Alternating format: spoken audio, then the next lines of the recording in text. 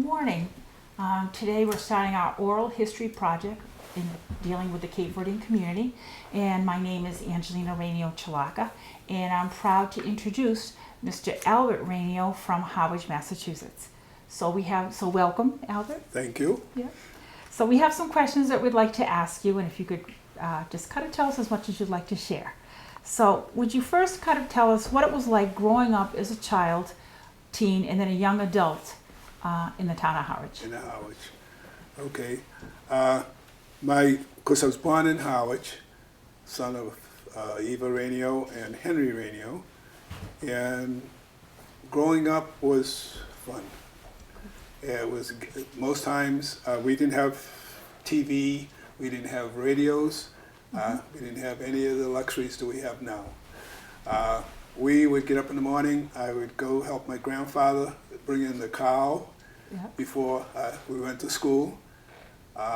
We had our chores that we had to do, and it was just great. I had to go to the North Harwich School, Okay. which at the time was segregated. That I was not aware of that because I thought coming to this country, that's the way it was. Okay. Not me coming, but my grandparents, and of course they couldn't speak English, and I had to speak Cape Verdean. And we went to the North Harwich School. We would have to walk. Okay. Where did you walk? Where did you live? So I you know lived how on far- Main Street Okay. in Harwich Center. Used to be Kelly Street, Yeah. by the old Harwich lumber, and it was closer for us to walk to Harwich Center than it was to North Harwich. Okay.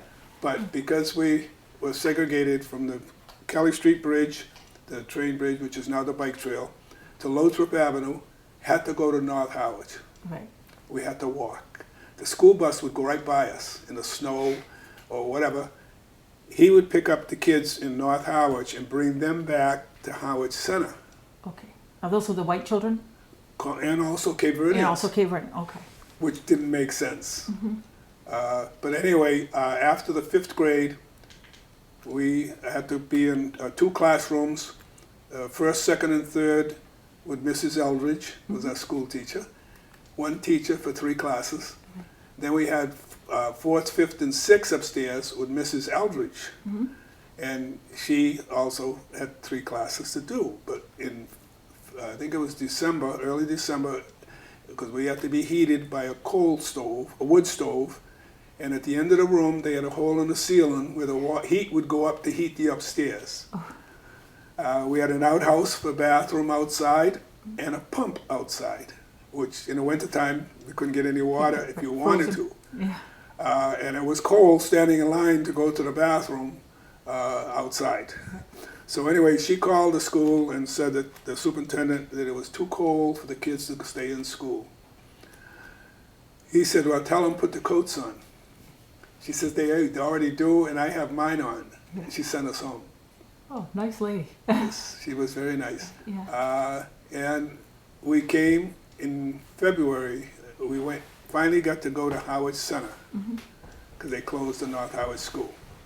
When we did that, Miss James from Chatham was my school teacher, and she was a real sweetheart and a good teacher. Oh. And she says to me, you kids are going to have a hard time making it.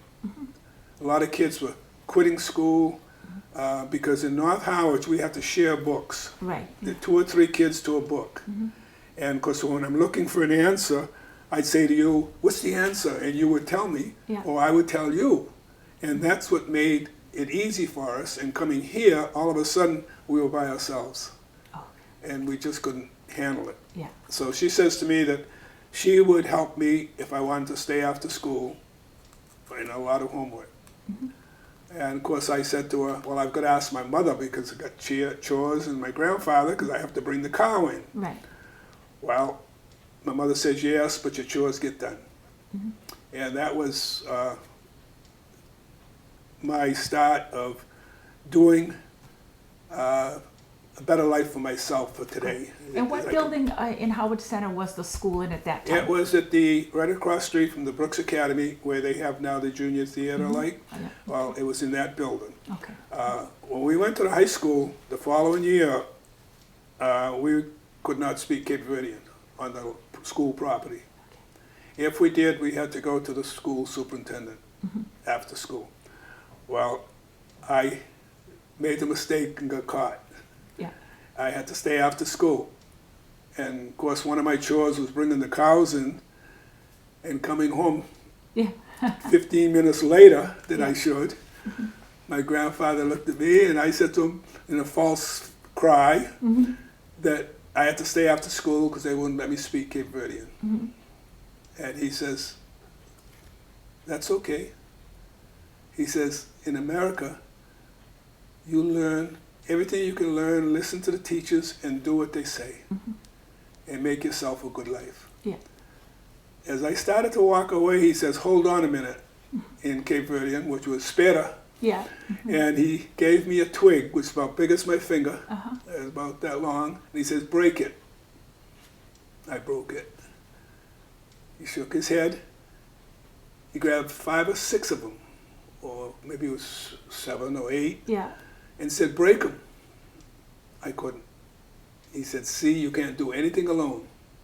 That was a good lesson. Yes, it was. And he says, with friends, you can do anything you want with the right equipment, even moving a house. And I never forgot that. And of course, 15 years later, my mother did move her house from Kelly Street to Great Western. Oh, okay, I remember. Yeah. Okay. Now, some of our chores after school, mine was, of course, is the animal, taking care of, my uncle had about 50 geese, and there was pond on one side behind the house near the cranberry bog, and we'd have to put those out. I'd take care of the pigs and animals, and then go to school. And then after school, I would walk in the wintertime when it was helpful for my grandfather when I could, not in the winter, but fall, put sand, spring. We used to go in, I think it was about March or April, spread sand with a shovel and a wheelbarrow on the cranberry bog. And then when we get done, we would walk back with the wheelbarrow on the old Pleasant Lake Road, we call it, that went off of Kelly Street. And we'd have to pick up dry oak wood to burn in the stove, because that's what we had for cooking and heat. Yeah. Oh. So it was a lot of work, but it was fun. Now, when you were growing up, were there a lot of Cape Verdeans on your street, a lot of kids to play with, or were you spread out? There was, yes, Kelly Street, like I said, was all Cape Verdean. In fact, I've got a picture of Harwich before my grandfather came here.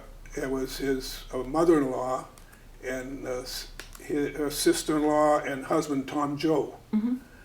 Tom Joe owned that house where my grandfather lived. Okay, yeah.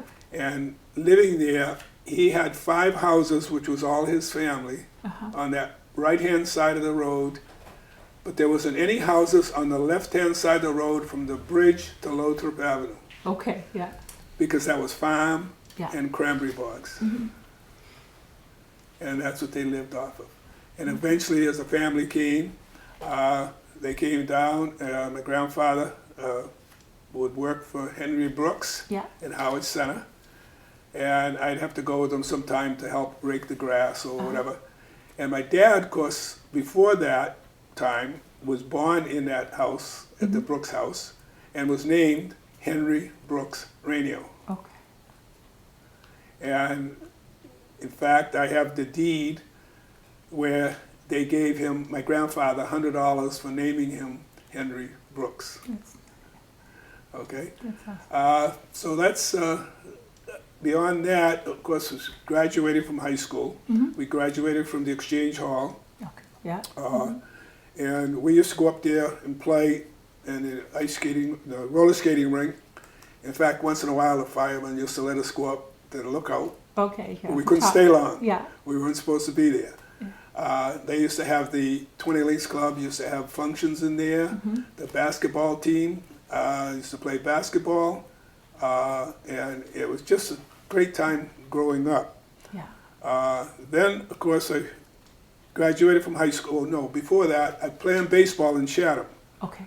My junior year, I was pitching. In about the 5th inning, I started sweating.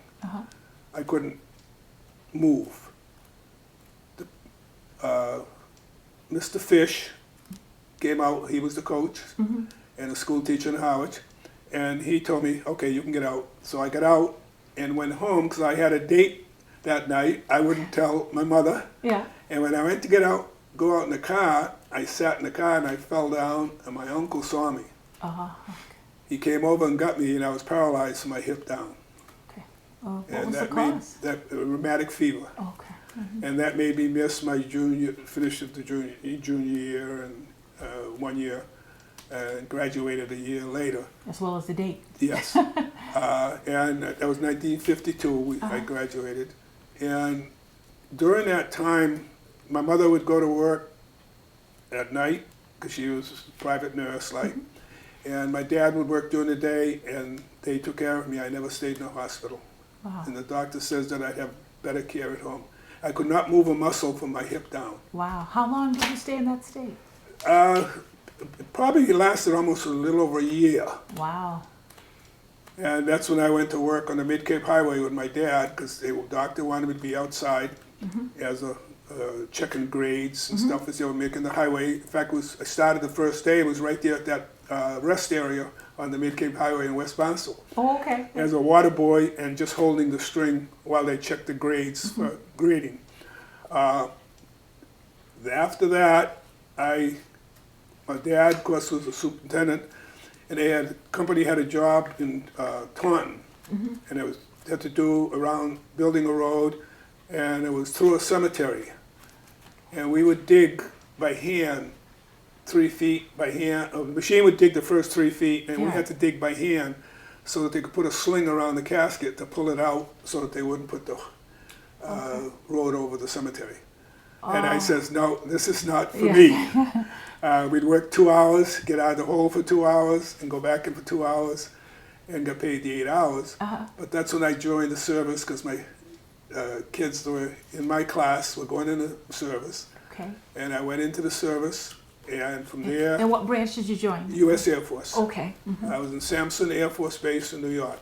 And after graduation, which my mother and dad came to, I went to Chillicothe Business College in Missouri with the school, with the military, and then went to Greenville, South Carolina. Okay. There I experienced a little, didn't experience, I should say, well anyway, after 3 weeks, we were allowed to go into town. Okay. We went on a military bus.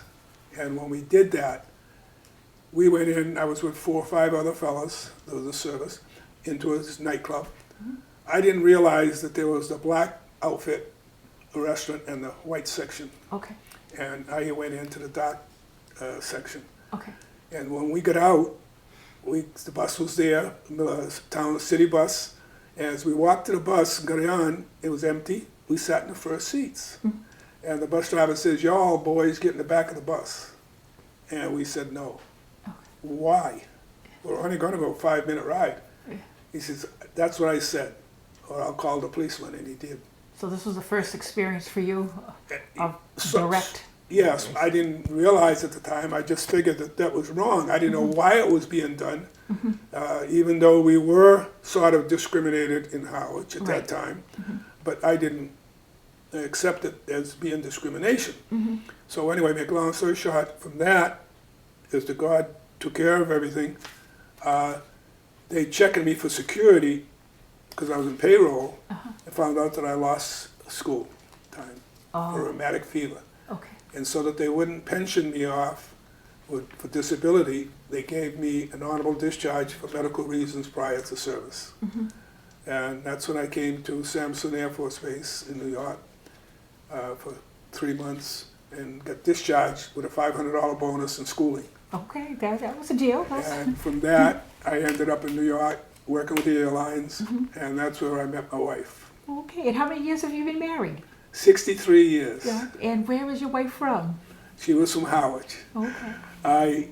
I lived probably a mile and a half from her when I was here, growing up. I knew her mom and dad. I knew her older sister, older brothers, but didn't know her. Okay.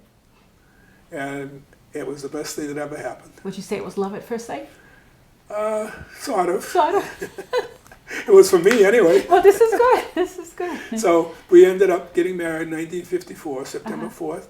Okay. And that was the year of the 3 storms, hurricanes. Oh, okay. And we drove up to Montreal for our honeymoon. Uh-huh.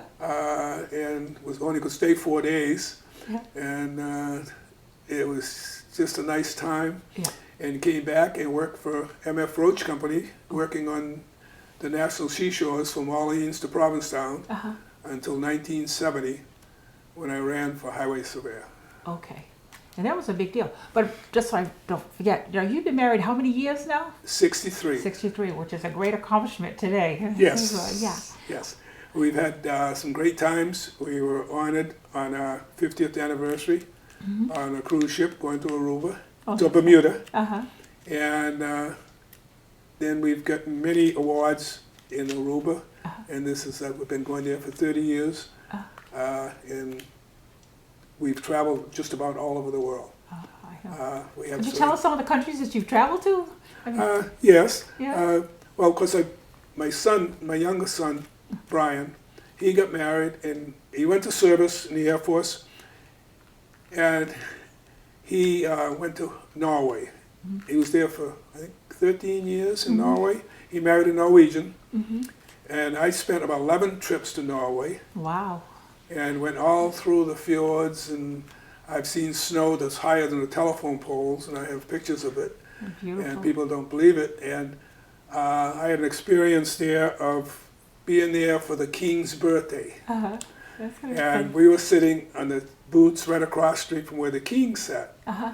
And I says, I don't want to sit here because I can't take pictures because I'll only get the back of the heads. Yeah. And because they'll be all looking at the king. Yeah. So when I did that, my son says, well, go, you know the square. So it is, it's a big square.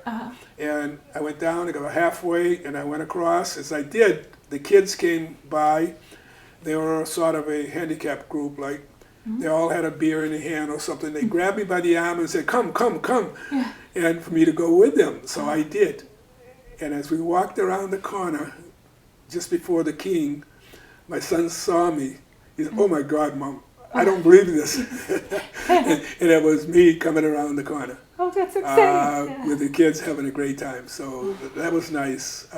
And my wife, of course, went more. Yeah. I was elected Parks and Rec for 7 years. Right. And then I became elected, ran for highway surveyor because of a storm. We came down my street because the girl was diabetic, and they couldn't get the ambulance, couldn't get back up the hill. And I called the highway department, asked for sand, and they told me that they couldn't because there was electricity across the road. Well, I says, no, there isn't. It's a telephone wire. I'll pull it off. Well, they says, well, do what you want. Oh. So having worked construction, I had a railroad track in the back of my piece of a railroad track in the back of my pickup. And I went over to the fire department. I told them, follow me. We went out the back road around the Cantos by Junior Roses. Yeah. And after they got on 124, I went over to the highway department on Sisson Road. And he says, oh, here's the big shot. Oh. Did you move the wire? I said, yes. And that girl's safely on her way to the hospital. Okay. Good. And he says, well, if you're so smart, why don't you be a highway surveyor? I said, you got it. You got it. Yeah. So I went and told my boss that I had something to do, that I was going to run M.F. Roach Company after working there 18 years. And he says, you're crazy. You're going to take all the responsibility and going to make less pay. Yeah. Because I was making government pay from the National Seashore, which almost doubled my regular pay, running heavy equipment. But I says, I have to do it. He says, well, if you're not successful, come back, your job is still here. Now, did you find it difficult? Because your generation, especially in the town of Harwich, Yeah. a lot of the Cape Verdeans actually ran for a lot of offices or main positions in the town. Right. Did you run into a lot of difficulty when you decided to run? I didn't, but my dad did. My dad had run for the highway department, highway surveyor, 6 years prior to that.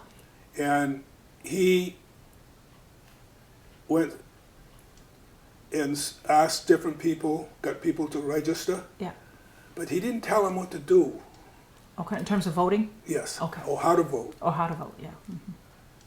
what another person told the Cape Verdeans, when you go to vote, make sure you put an X on Charlie Man's Without the name, other man's name, yeah. okay? And they did. Okay, And my dad lost by 7 votes. okay. In fact, this guy that I ran against was the same one. Yeah, And when he knew that I took out papers, he says, good, because now I can beat you like I beat your dad. yeah. Well, I made sure People the understood. Cape Verdeans knew how to vote. I spent from December until voting time, which was, I think, it was February, March, knocking on doors. And I beat him 3-1. Which is good, yeah. And I served 18 years as highway surveyor, and then when the town reorganized, I became director of public works, which was an appointment rather than a vote. Right, yeah. Well, you did, your generation of age group certainly made a big impact on the town because Yes, you it had did. people in highway department, school committee, finance committee, so That's correct. you made We Cape had- Verdean's made a big dent at that Yeah, point. we had Shirley Gomes was a select woman. Yeah, Dickie Gomes was the chairman of the school committee, and John Raneo was the chief of police. And it was a sort of a joke, like if you're running for election, get on the Cape Verdean book because the family runs the town. yeah, And we didn't, but we worked good together and with the other departments. And the big thing we had, I think the advantage we had on most people, we respected everybody we talked to. Well, it was a big factor Yes. because when we look at the town today, that's an issue I always have questioned. You know, why is it that we don't have more Cape Verdeans involved in various That's leadership correct. roles around the town? So, Right. congratulations to your generation. Okay, can you tell us a little bit about your grandparents when they first came to the country and when did they come in? And Yeah. My grandfather came here in 1996 to New Bedford. He was starving to death. He left his family over there. He wasn't married at the time, but things were hard over there. The drought, no water, and so he just got on a boat. He bailed water for almost 3 months wow, so that the ship wouldn't sink. Got out in New Bedford. He ended up in Rehoboth, okay, Massachusetts. Worked there for a year on a farm. And then he, I guess somehow either knew Tom Joe or whatever, okay, and knew people in Harwich. So he came to Harwich, because Cranberries all of a sudden was big, big time. And workers they needed. And when he came here, of course, he met his, my grandmother, yeah, Balbina Raneo, and they lived with Tom Joe. And then my grandfather, of course, lived also in the wintertime working for Henry Brooks, who was big tycoon, I guess, in Harwich. I mean, he built up just about everything. yeah, And he named my dad Henry Brooks Raneo that's pretty because he was so proud of Mr. Brooks. cool. Yeah, And of course, my grandfather and my grandmother, of course, got married in 2000, and they had 2 children that died, and then my dad. okay, yeah, And it was my dad, they used to call him the Howard, he lived in Howard Center, yeah, and the others lived on Kelly Street because he was born one, yeah, in the barn, Uh-huh. because my grandfather would have to take care of the stock when Mr. Brooks went to Boston in the wintertime. And he would take them by horse and buggy to Boston, and they'd stop along the way. And he says meet family, but they had a few beers yeah, oh, sure. and had a great You time. had a good time. So, Now, did your grandfather also bring his brothers and Yes. sister? yeah. Yeah, yeah. When And how did that work? How did they? Do you know how they did that? And Yes. First, I'm going to start with Henry, the Brooks family offered my grandfather 18 or the land off of the end of Brooks Road for him to build a house. And he refused it because there was too much salt water and he couldn't put a farm there. So, unfortunately, or not unfortunately, but happy for us in the end, yeah, was that we ended up with the property on Kelly Street. My grandmother's brother-in-law, Tom Joe, who owned the house where they lived, daughter, and husband, Manny Andrews. They went to a wake, and coming home, after they came home, he came home first because she was kissing the people and hugging, and which is a tradition. And when she came home, he told her, "You were kissing all the men." That was inappropriate, I guess, It's according not- to him. Not right. She says, "Oh, Manny, no, because he says, I'm going to kill you." And Manny said, "No." He said, "No, Manny, no, don't. You're crazy." Well, he had to shoot. He must have had bird shells in there or pellets, because when he shot the gun, he saw blood on her hands, and he said, "Oh my God, I killed her." And he went outside and put the gun to his head, and blew his head off. Oh, that's it. And that's why Tom Joe says to his wife, Rufina, that we're not going to live here anymore. So he moved to Wareham, which is Onset in the town of Wareham. And that's where he lived. And then he moved to he remarried twice more and lived in Falmouth. And being a big businessman, he had a lot of money, and he bought a lot of property. And that's where my grandfather, he gave both of my grandfathers a parcel of land and a T-ticket, East Falmouth, I meant. Yeah. And through the years, that's where we would pick strawberries. We'd get out of school in May. I'd go to there, stay there until July. Then in July, we'd go to Onset and be with my grandmother. Yeah. And we'd sell blueberries and strawberries and different things there, and flowers. And then they'd pick cranberries. I'd go to school in Oak Grove School in Onset until after Thanksgiving. And then we'd come back to Harwich and spend the rest of the year. Okay. And that's when my grandfather, as his family, brothers were coming by. In fact, one of his brothers lived with him. And then his other brother, John, came. And then his sister, Mary, she came. And she married Manuel Thatcher, Right. Yeah. Santos. And it's the houses are still there. No, Mary's house burned. Right. Yeah. Yeah. Yeah. But the family, some of the members are still in that area. Okay. Yeah. So, but that's what they did. That's awesome. Was there a particular reason that he picked Harwich, though? I think it might have been because he knew people. Okay. Most Cape Verdeans, when they came here, they didn't know anybody here. In fact, they come off the boat in New Bedford sometimes. There was a rope that told you where to go from the boat to the customs. While family members were waiting for members to come on the boat, they'd be behind the rope. There were many times when family members would go underneath the rope, get in line, and sign in again, and they never left the country. And there was also times when family members just grabbed them by the hand, and they went underneath the rope and walked away, and there was never any record of them coming here. And that happened many a times. Right. So that's, I think that they came here, there was cranberries was big, blooming, they knew farming, that's all they knew. They didn't know fishing. Right. And then fishing all of a sudden became sort of obsolete because the big boats now were coming in and they didn't do it the way they did it. And lived in Harwich, and he got married in 1900 to a Balbina, which was, and that was it. That was it. Well, I'm glad they came. Yes, me too. Okay, I'm just kind of curious. What do you think your family possessed that allowed them to be so successful? What do you think of your grandfather, your great grandfather? Yourself. What do you think helps to make them so successful? I think that what it is I think the bringing up. I know I was taught when you go out that door, you respect everybody.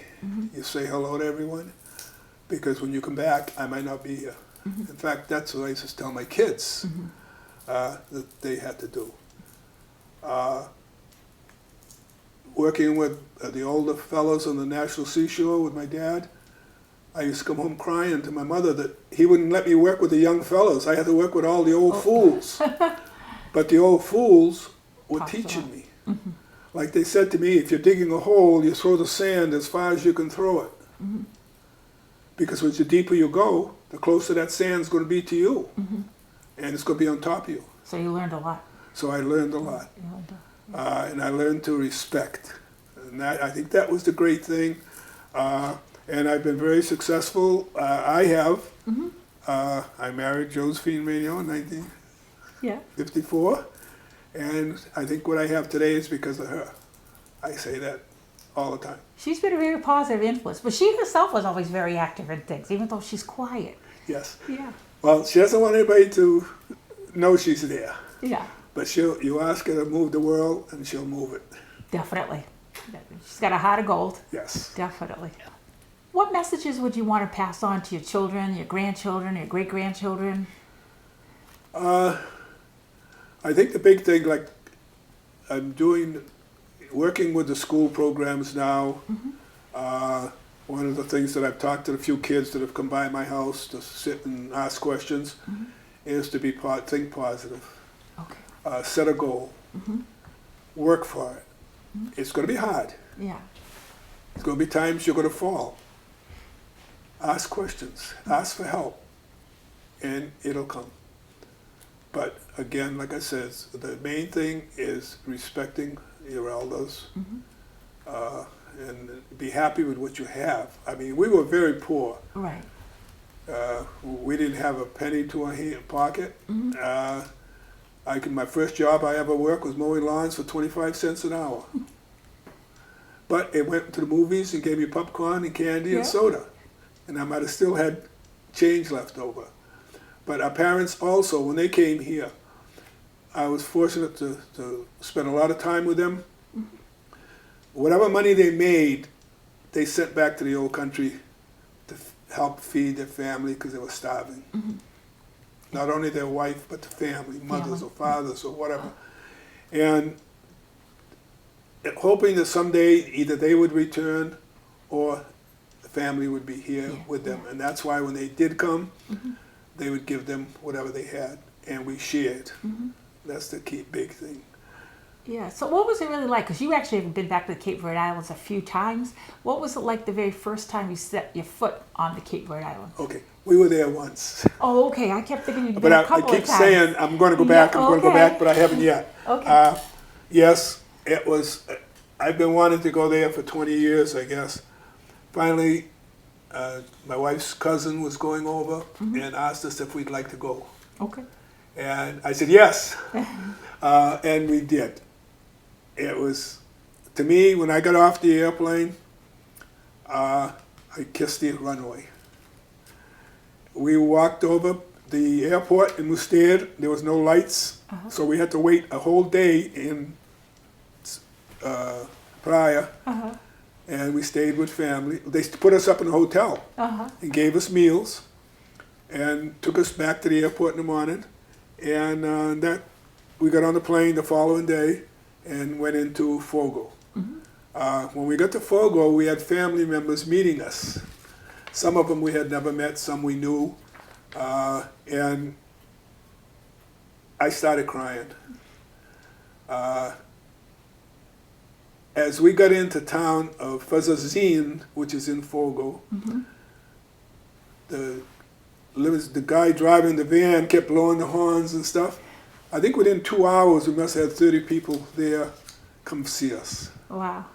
And to me, it made me feel great. It was an honor. And these are people coming off the fields, coming down from the side of the mountain. It wasn't even till dark they were still coming, even though they had to walk back. So it was like a feeling you were going home? Yes, it was. In fact, while I was there, I spent every afternoon 3 or 4 hours just walking the area, visiting people, looking at the property. My wife's family had a lot of property, and there's still a lot of family there. And we went up and picked coffee, which I still have now today here at home. It's in a little jar. and it smells. It's been opened 100 times, and it smells about stronger than the coffee you buy. But anyway, what I also met, and we lived 3 houses from this two ladies, sisters. As I'd walk by, the door would always be open, and one chair, folding chair outside. And one day she came to the door and she says, "Bon dia," which means good morning at that time. And I says, "Bon dia." And she asked me who I was. And of course I told her that I was married to Josephine, figuring that she would know Josephine's dad, who lived 3 houses away. And in fact, we slept in the bed that he slept in while we were there. Okay, so Josephine's dad actually did come from the Cape Verde Islands. Yes, he came from Fuzazine, right there in Fogo. And his dad also came from Fogo. In fact, they just gave about 10, 12 years ago, they gave about 18 acres. They built a brand new hospital there. Oh, nice. In Worcester.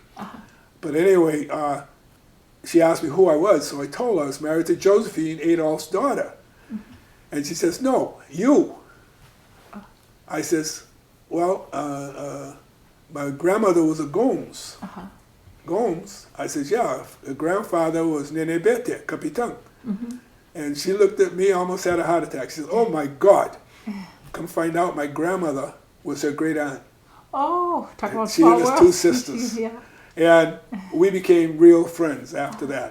And you couldn't walk by someone's house without them inviting you in for something to drink or food or whatever there was. I walked up through the fields, in Fogo. The volcano is still active today. Did you In fact, climb it erupted 3 years ago. Yeah. Night just before Thanksgiving, and it blew out the side of the volcano. Oh, okay. And it took 3 villages with it, 4 churches, and the mudslide going down. Well, we got to spend 3.5 weeks in Cape Verde Islands, and to me, it was the best time that I've ever had. Just meeting people and talking to them. Family and friends. Family and friends. Now, most of your people, they come from Fogo and Brava, or just primarily Fogo? You say most of the people, you mean? Most of your family. My family. My family was Fogo and Brava, yes. My grandfather on my mother's side was from Brava, and her mother was from the island of Pique in the Azores. Okay.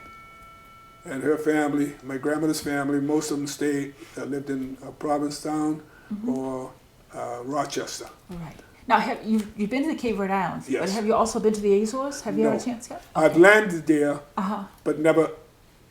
I want to go. That was my next. That's another trip that I will make to Pique. It's a mountain also. Okay. But I'd like to see that. But I also I have to go back to Cape Verde Islands because the next village to where we were is where my grandfather lived, and I didn't know that. At the now, time. are some of the buildings still standing? Most of the buildings are still there. I have some artifacts from different buildings.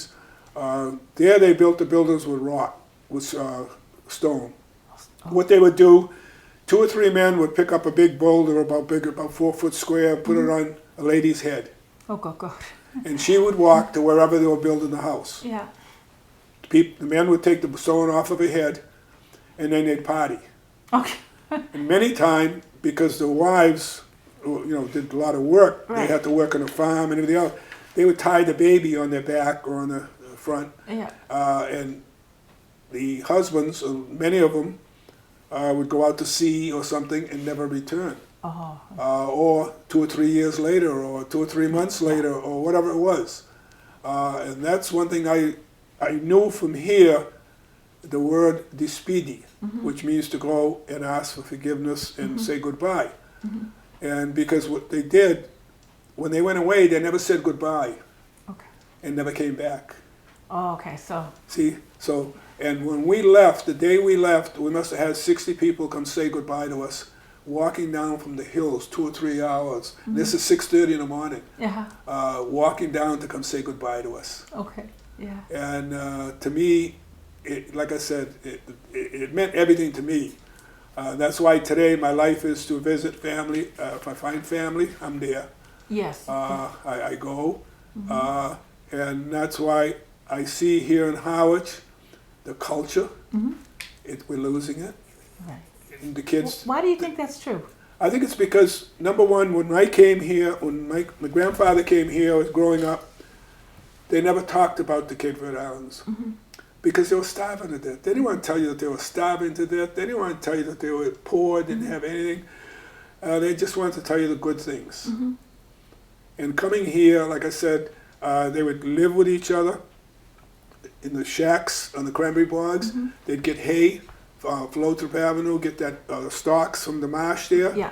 and put a blanket or a jacket on top of it and slept on it. And worked on the bogs. And they built the bogs by hand, right from bottom up.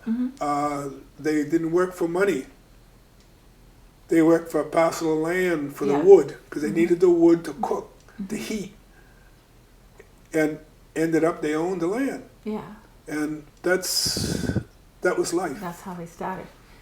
So when you were growing up, the Cape Verdean communities were pretty strong, though, weren't they? Yes. Yeah. Yeah. As opposed to today, Yes. where you see things a little bit differently. I don't know if it's because of family. Most of them were family related. They helped each other.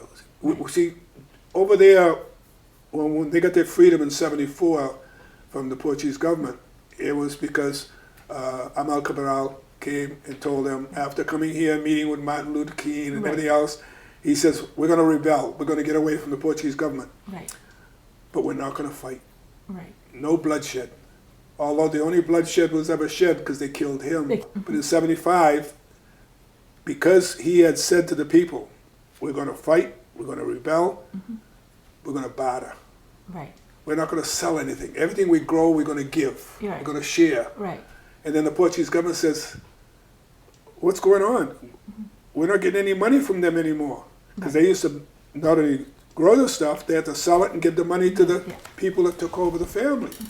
And most of the families, a lot of the families, the Portuguese government would send one of their cronies, I call them, to Cape Verde Islands, one of the islands or wherever.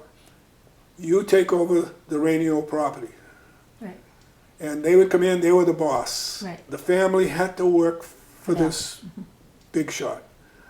They kept all the money. All we got left was a swill. Right. Because whatever garbage was left, they gave to the animals to keep them fat. They sold all the vegetables and stuff. We got what was left. And that's why we starved to death. Right. Right. You see? And that's why a lot of the families too, not only that, but I'm sure, and a lot of the families are mixed, because the boss man, I guess they used to call him, or whatever it was, he probably raped all the family and did everything they could do. Yeah. And that's what we had. That's good. Now, I just have last question for you, and then unless you want to add some more on, but just kind of quickly, what made you get so interested in the Harwich Historical Society and the Cape Verdean history? What made you really get into it? I think it was mainly after going over there, after all those years, and seeing the way it was. I think one of the big items, I would say, reasons, we were there in Praia. We went to the prison. That woke me up. When I saw how they suffered, what they had to go through, for wanting to have a better life, never having to go to court, just locked up in jail. Yeah.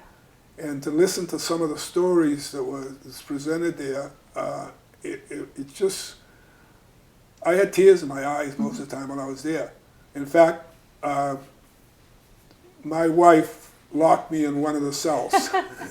And her saying was, because you like Cape Verde Island so much, I'm going to lock you up. You can stay in there. Well, fortunately, her cousins were with us, and they didn't let me keep locked up. But the room was 6 foot square, had a bench of concrete, and that's what and a hole in the floor. Yeah. That was the prison he was in. That's sad. And the room that they slept in, the prisoners, was about, I'd say, probably 60 foot by 40 foot. There must have been 80 bunk beds in there. Wow. And in the morning, when they get up in the morning, they said that they used to see blood on their hands or on their feet and stuff from the rodents chewing on it. Oh, The bathroom was just a pipe with little holes in it, sprinkled with water, and a hole on the floor That was it. to use. Yeah. And that's what they had to live in. yeah. And if you didn't like what they were doing, you didn't salute the flag, they would punish you. Like putting you in the, they call it the refrigerator, but it was really nice hot box. Yeah. And they turned the heat on, fire, Yeah, and you'd awful. steam to death, hoping you'd die before you get out. Yeah, that's awful. So it made me appreciate how much they suffered for us Yeah. and what I have to do. And also thinking back when I was paralyzed, when they told me I would live to be 55, here I am.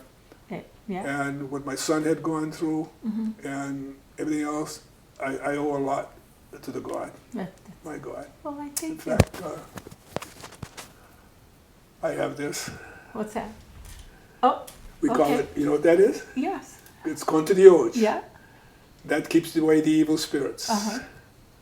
And again, I think it's worked.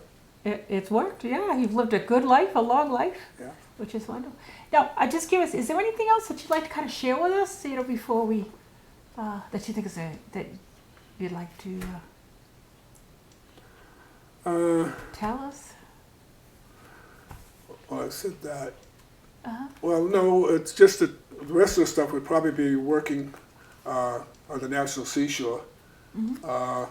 And when I got married, of course, I came here, and I was in New York and visited my dad at work in Provincetown with MF Roach Company, and the Bob MF Roach Company saw me and said, "Hi, how are you?" My father introduced me to him, and he says, "You looking for a job?" I says, "I might be." Yeah. And of course, then a few months later, I got married. Yeah. I took the job. And it worked out. Yeah. And but working there, that's when I really saw discrimination more than any place else. It was hard for us. We had to do all the labor work, Right. all the hard work. To run a piece of equipment, you didn't get a chance. Right. Fortunately, my father being a superintendent with the MF Roach Company, I got the opportunity to run equipment. To learn. Yeah. And I used to work even Saturdays. Sometimes I go on a Saturday, I only get paid half the time because I was running the grader, Uh-huh. and I didn't get paid for that. But you learned. But I learned how to But you run learned. it. Yeah. And after about 3 months, Mr. Roach says to me, he says, "Tomorrow, Monday morning, you go to Brewster, and you work for Mr. Clark." I said, "What?" Yeah. He says, "Well, you gonna grade a road." Uh-huh. I said, "I don't know what it is." "Yes, you do. If not, you've wasted a lot of my fuel." Oh. So I did. So you- And it was great. That's when I saw the first time I've ever seen, other than hot mix, the old coal mix that they used to use on the road. Oh yeah. They used to put the dirt down, squirt the oil on it, and roll it back and forth, and then spread it out. And that's what I did. Oh. So I got a lot of opportunities. Then, of course, like I said, I became Director of Public Works in Harwich. I was able to help the kids. I started this training academy for working on roads, which after I retired, nobody wanted to do it, so they stopped. I was Director of Public Works, Mass Highway Legislative Committee, APWA, many honors. Yeah. I got honored by the NAACP, honored by the Cape Verdean program from Providence, Rhode Island. I'm in Who's Who in America. I was nominated for that. And it's just been a great life for me. And like I say, I do owe someone for that. Yeah. And that's what I want to do. We'd like to thank you very much for joining us today. Albert Raneo was our first guest speaker on our oral presentation for this year. So, Albert, would you like to wish everyone goodbye? Yes, I would. I'm very happy to do this. There's so much that I have to do. There's about 80 odd pages of stuff that I've written. And in closing, like I tell the kids at the school, I want to say bom dia, which means good day. And sou muito contente que nós fazer as coisas para mim, which means I'm very happy for you doing this for me. And tem dia que te vem para trás, para me assim que vai, nunca te vem para trás. É para aquele que quer vir ali. Espécie. Obrigado. Thank you.